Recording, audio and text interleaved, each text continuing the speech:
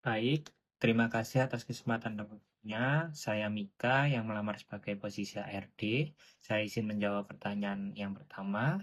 Bagaimana jika ada case masalah perusahaan ingin membuat kontrak kerja yang tidak langsung panjang untuk menilai kualitas karyawan baru? Bagaimana cara perusahaan untuk melangkah tanpa harus melanggar ketentuan?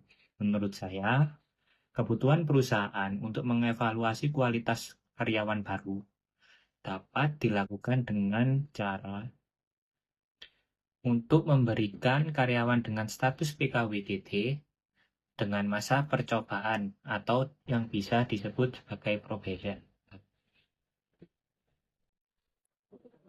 Namun, ada pun dasar hukum yang harus dipatuhi oleh perusahaan seperti pasal 60 UU nomor 13 tahun 2003 tentang ketenagakerjaan, yang dimana masa percobaan hanya dapat diterapkan pada karyawan dengan status PKWTT dengan masa probation selama maksimal 3 bulan.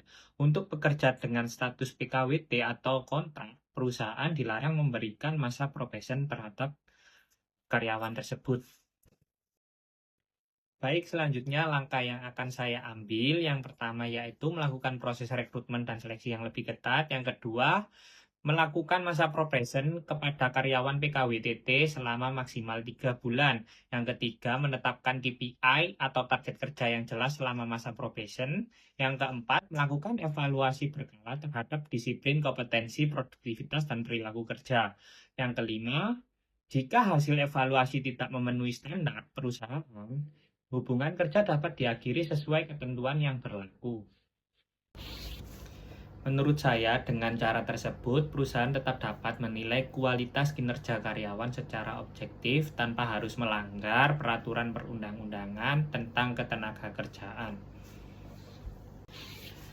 Baik, saya izin menjawab pertanyaan selanjutnya. Apa perbedaan antara pekerja paruh waktu, pekerja harian, dan pekerja full-time? Yang pertama yaitu pekerja full-time atau penuh waktu, yaitu pekerja yang bekerja sesuai jam kerja normal perusahaan, yaitu dalam satu minggu yaitu 40 jam kerja, dan memperoleh hak seperti gaji, BPJS, serta hak cuti. Yang kedua, pekerja part-time atau paruh waktu, yaitu pekerja dengan jam kerja lebih sedikit atau bisa dibilang fleksibel. Upah yang biasanya dihitung berdasarkan jam kerja atau kesepakatan yang telah disepakati oleh kedua belah pihak. Untuk yang ketiga, pekerja harian lepas, yaitu pekerja yang dipekerjakan sesuai kebutuhan perusahaan dan dibayar berdasarkan jumlah hari kerja yang dijalani. Baik, saya akan menjawab pertanyaan yang ketiga, perbedaan hak karyawan PKWT dan PKWTT yang berakhir hubungan kerjanya. Untuk yang pertama, perbedaan hak karyawan PKWT dan PKWTT terletak pada kompensasi yang diterima.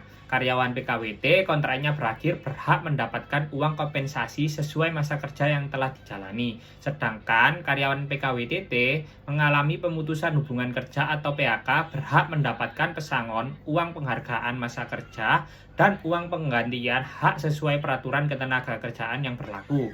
Dengan demikian, hak yang diterima karyawan PKWTT umumnya lebih besar dibandingkan PKWT.